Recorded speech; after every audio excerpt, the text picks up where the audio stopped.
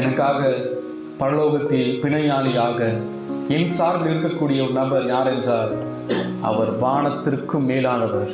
அவர் சர்வ ராஜரிகம் உள்ள இயேசு கிறிஸ்து.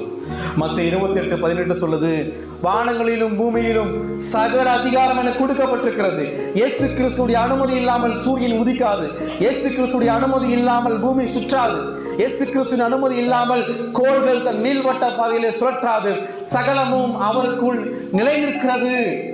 எபிரேயர் 1:3 சொல்கிறது, சகலத்தையும் தமது வல்லமையுள்ள வசனத்தினாலே தாங்கி கொண்டிருக்கிறார்.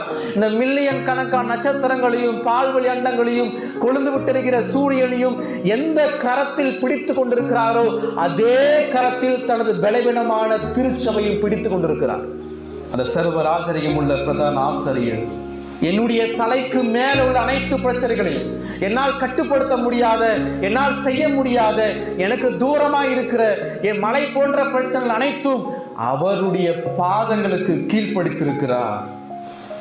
எல்லா படைப்பின் மீதும் இயேசு கிறிஸ்து சர்வ இறையாண்மையுள்ள கடவுள். எனக்காக மரித்தார், உயிர் தெழுந்தார், பிரதான ஆசாரியராக இருக்கிறார், எனக்காக வேண்டுதல் செய்கிறார். அவர் யார்? அவர் நித்திய பிரதான ஆசாரியர். அவர் வல்லமையுள்ள பிரதான ஆசாரியர்.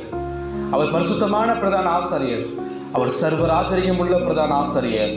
அந்த ஆசாரியர் திருச்சபைக்கு தலைவராக இருக்கிறார்.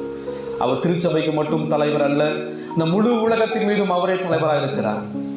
அவர் மிகவும் பெரியவர். அவர் மிகவும் பெரியவர்.